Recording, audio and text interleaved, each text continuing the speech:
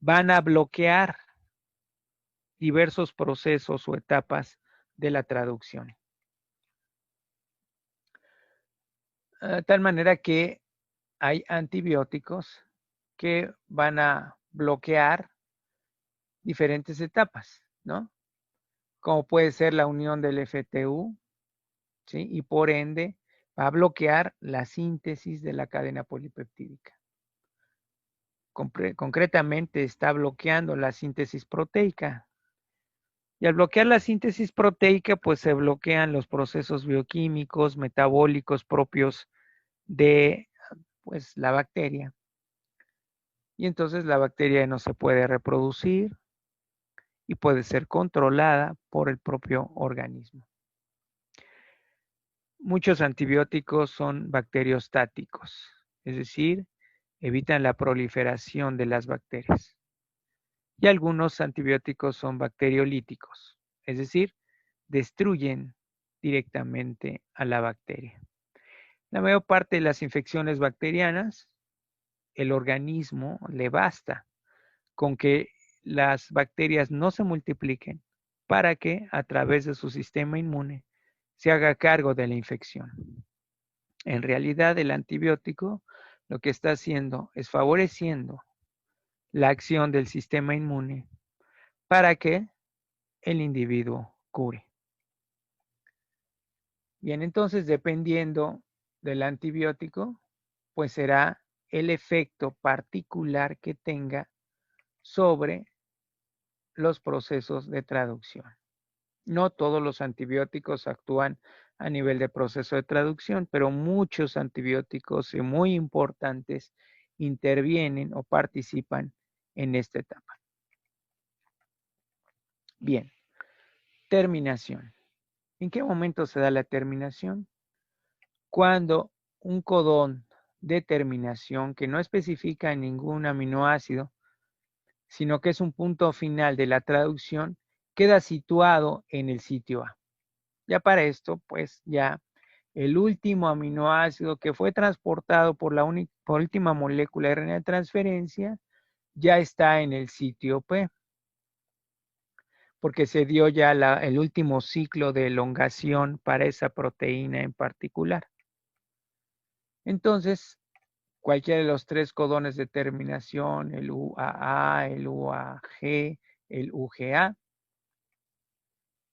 se sitúa en el sitio A y van a participar ahora ya no las mismas proteínas que participan propiamente en la elongación, sino otra serie de proteínas que se llaman factores de liberación, RF, por sus siglas en inglés, factores de liberación.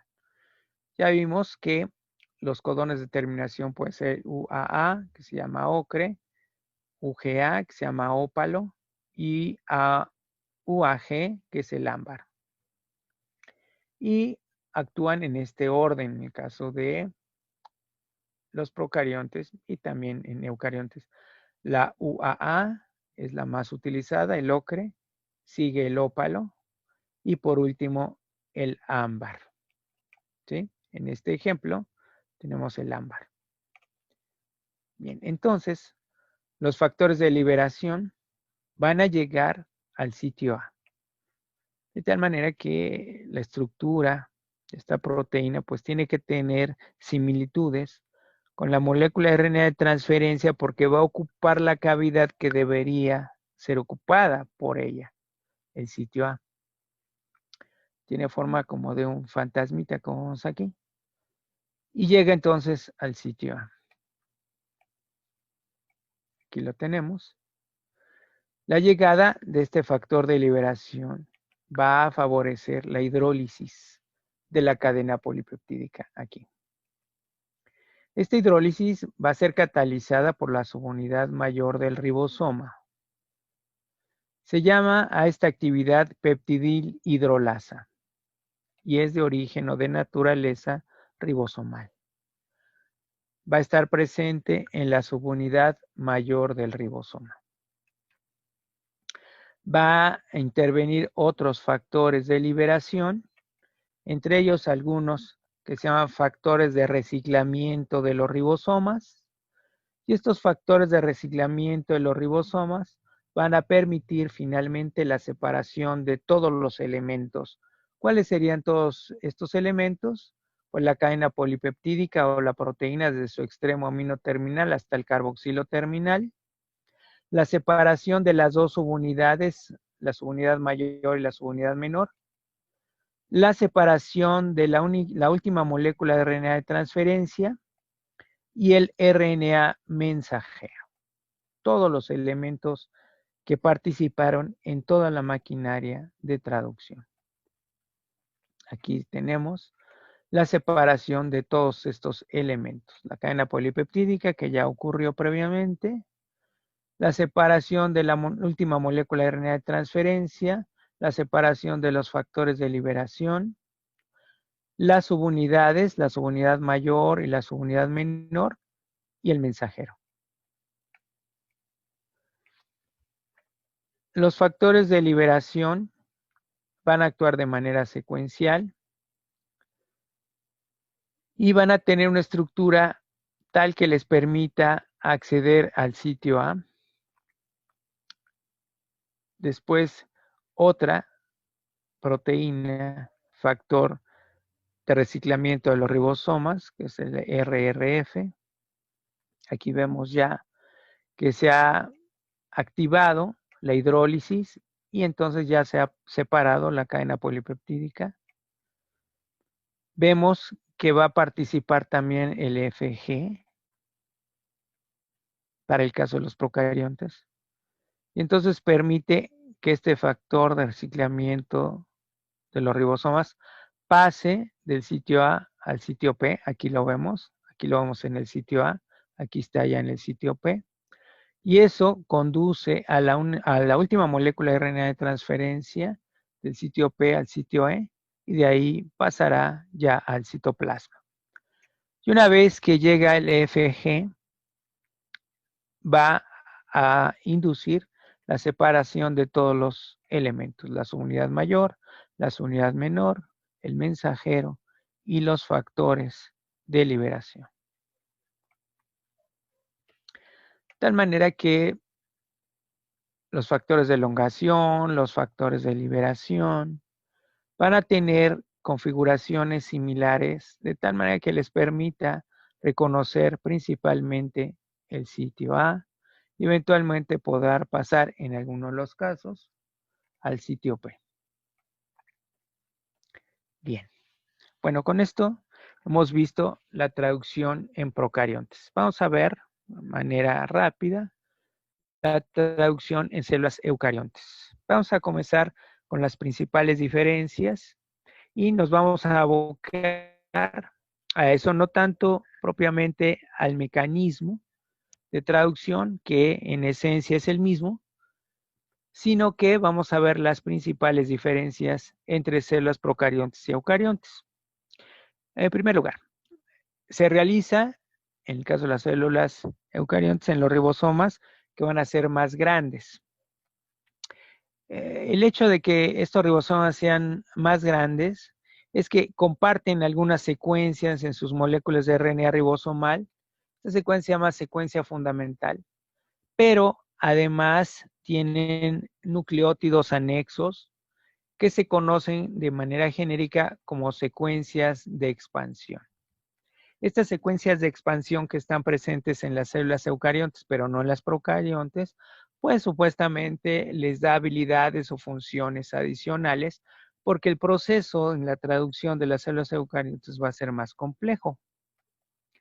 La traducción y la transcripción en las células eucariontes se encuentra de manera secuencial y especialmente diferenciadas. Ya sabemos que la transcripción va a ocurrir exclusivamente en el núcleo y la traducción va a ocurrir exclusivamente en el citoplasma. Por lo que estos procesos van a ocurrir temporal y espacialmente en sitios diferentes, en momentos distintos, y esto va a permitir que se puedan realizar mecanismos de regulación más versátiles en las células eucariontes.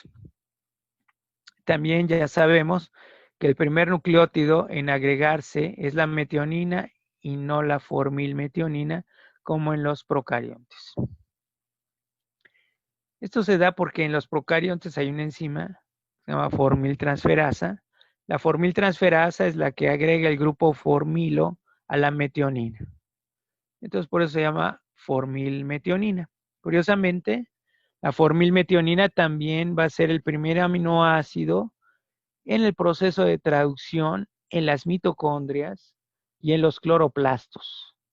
Ya sabemos que tanto las mitocondrias como los cloroplastos tienen origen endosimbionte y por esa razón tienen características similares, obviamente, a los procariontes. Entre muchas de ellas, tenemos que el inicio de la traducción también comienza, como en las células procariontes, con el aminoácido formilmetionina.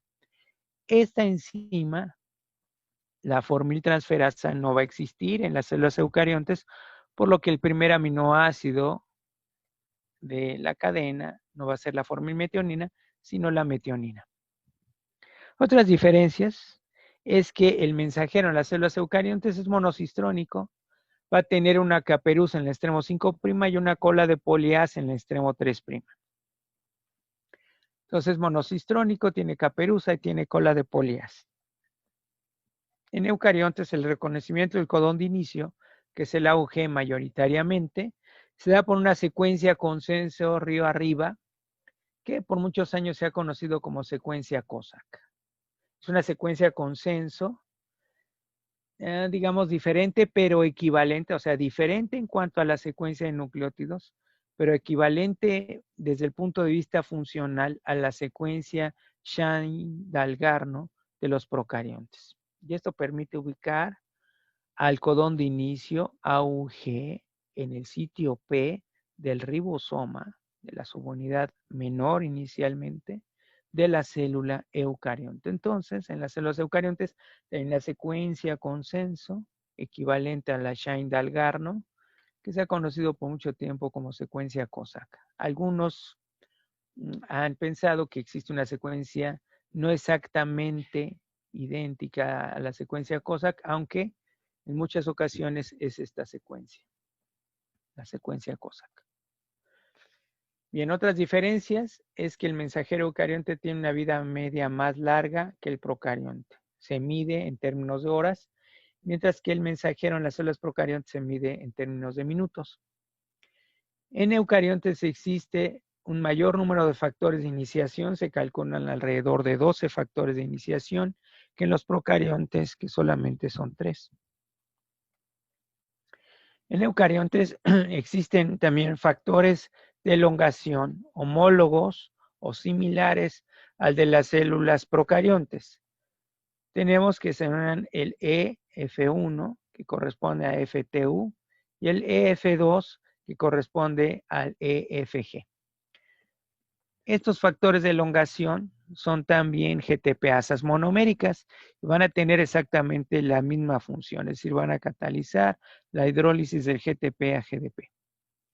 Y también va a haber factores de terminación similares al de los procariontes. Sin embargo, pese a la homología de los factores, se va a requerir un mayor número de factores para cada uno de los pasos y los procesos son más complejos en los eucariontes que en los procariontes. Los ribosomas en las células eucariontes pueden estar libres. En muchas ocasiones, cuando están libres, las dos subunidades están separadas. O bien, puede ser que participen en el proceso de traducción. Y si participan en el proceso de traducción, pueden estar de dos maneras.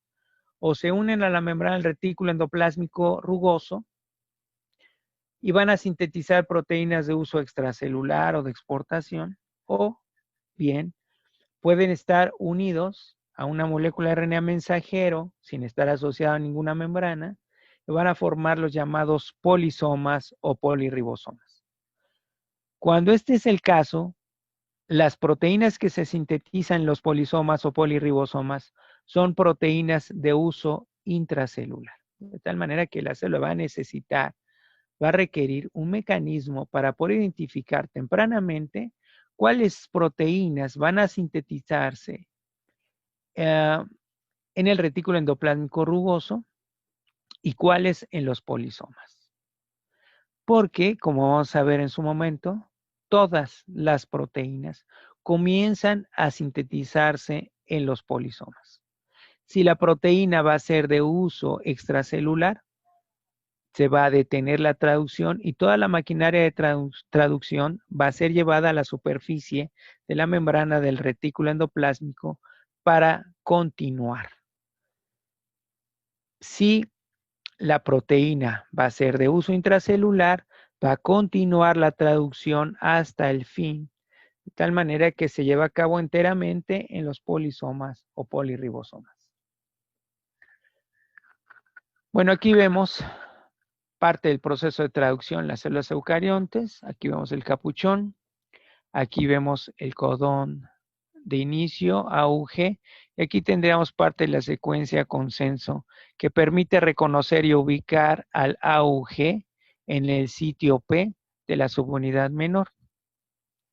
Se van a unir varias proteínas, factores de iniciación propios de las células eucariontes, de manera que va a permitir la unión inicial de la subunidad menor y va a recorrer el mensajero en la dirección 5', 3', es decir, primero se va a unir a la región donde está el capuchón, el extremo 5', va a ir leyendo el mensajero hasta ubicar el codón de inicio AUG, de tal manera que quede en el sitio P.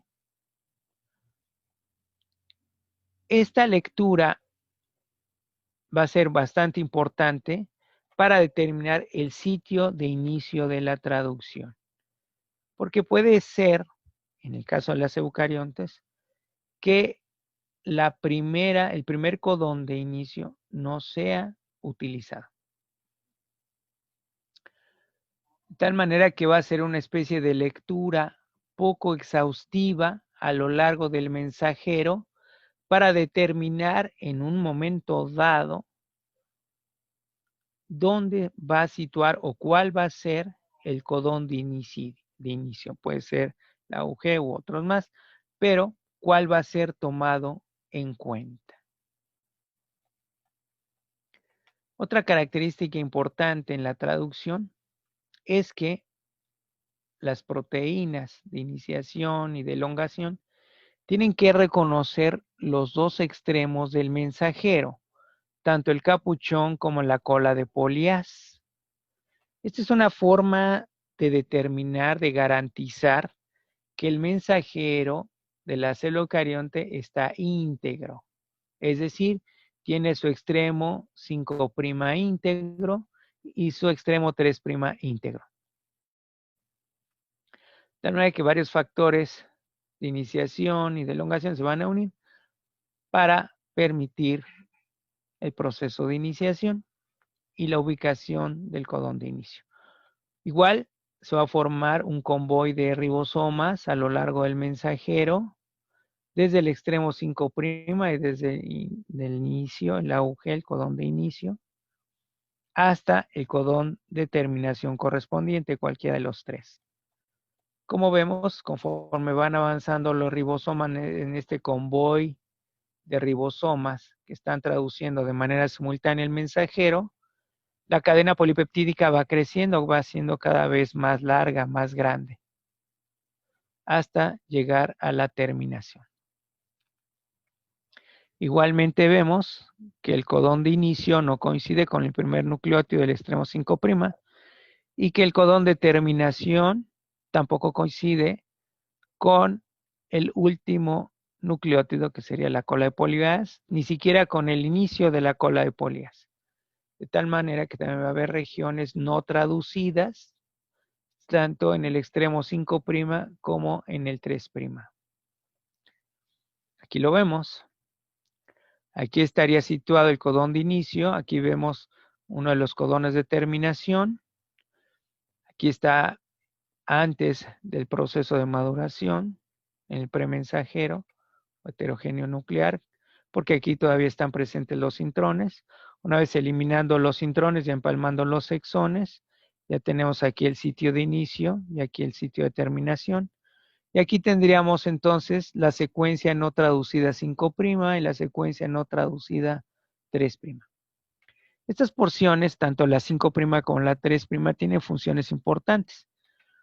La UTR 5', la no traducida 5', va a permitir, por un lado, que pueda ser reconocido por el ribosoma. El ribosoma va a reconocer de manera específica la región 5', la región no traducida, le va a permitir hacer la lectura poco exhaustiva del mensajero para ubicar el codón de inicio.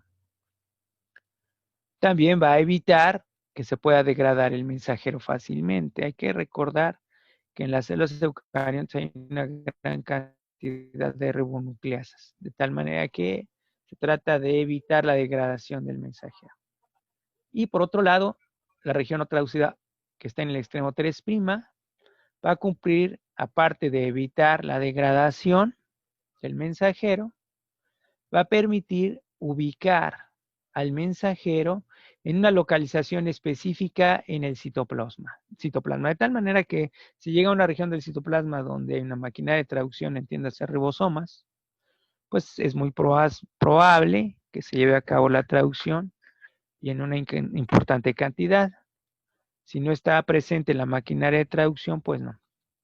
Pero también va a permitir darle mayor o menor longevidad al mensajero.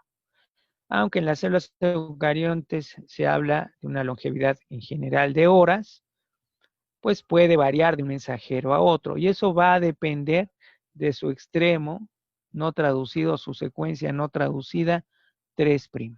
Entonces, aparte de evitar la degradación, el extremo UTR3' va a permitir la localización en el citoplasma y una duración o longevidad variable a ese mensajero en particular. Aquí tenemos el inicio de la traducción en células eucariontes y vemos los factores de iniciación que de manera convencional tienen una E al principio, una E minúscula, para referirnos a que se trata de una célula eucarionte. Igual, este factor de inicio, que es el 2, es una GTPase, está unida a GTP y permite el transporte del RNA de transferencia iniciador que está unido a la metionina para que se sitúe en el sitio P de la subunidad menor. Se van a ensamblar una serie de factores de iniciación, más o menos son un total de 12, de tal manera que en este proceso la subunidad menor del ribosoma empieza a hacer la lectura desde el extremo 5' que tiene el capuchón. Y va a ser esta lectura o exploración poco exhaustiva que va a permitir eventualmente ubicar en el sitio P el codón de inicio. Y va a quedar interaccionando o estableciendo la hibridación entre el codón y el anticodón correspondiente. En este proceso de exploración poco exhaustiva se va a llevar a cabo la hidrólisis del ATP. O sea, va a requerir de energía en forma de la hidrólisis del ATP. Pero además tenemos en cuenta que el factor de elongación 1, que está unido a la primera molecular de transferencia, está unido a su GTP. Va a ocurrir la hidrólisis una vez que se dé interacción codón-anticodón y va a permitir la separación de todos los factores de iniciación. Algunos de ellos bloquean, el factor 3 también, va a bloquear la unión de la subunidad mayor. Una vez que se separan todos esos factores de iniciación, la subunidad mayor se une a la menor. Y queda el escenario listo para que se pueda llevar a cabo todos los pasos de la traducción, concretamente de la elongación.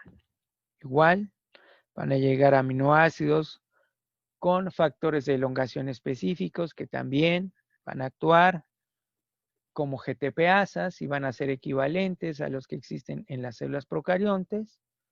Entonces llega al sitio A, se da el enlace peptídico como una segunda etapa, y la tercera pues sería la translocación, primero de la subunidad mayor y después la subunidad menor, también por hidrólisis del GTP a GDP. Y con esto el proceso de traducción es bastante similar, aunque un poco más complejo porque interviene un mayor número de proteínas de elongación y de terminación. Bueno, para concluir, vemos en este cuadro una serie de antibióticos. Algunos de ellos actúan exclusivamente sobre células procariontes. Hay algunos antibióticos que actúan o pueden actuar tanto en células eucariontes como procariontes, como la puromicina, la actinomicina D. Y dentro, por ejemplo, algunos ejemplos de antibióticos que actúan sobre procariontes, tenemos a la tetraciclina, la streptomicina, el cloranfenicol, la eritromicina, la rifamicina. Y algunos otros antibióticos que solamente actúan sobre las células eucariontes. Estos antibióticos no tienen en realidad gran importancia clínica porque son sustancias tóxicas. Es como producir antibióticos que dañan la traducción de nuestras células. No tiene sentido. Pero tienen importancia porque permiten el estudio científico, experimental, en células eucariontes como levaduras y algunos otros organismos, porque permiten conocer las diferentes fases de traducción en células eucariontes en el entendido de que bloquea el proceso.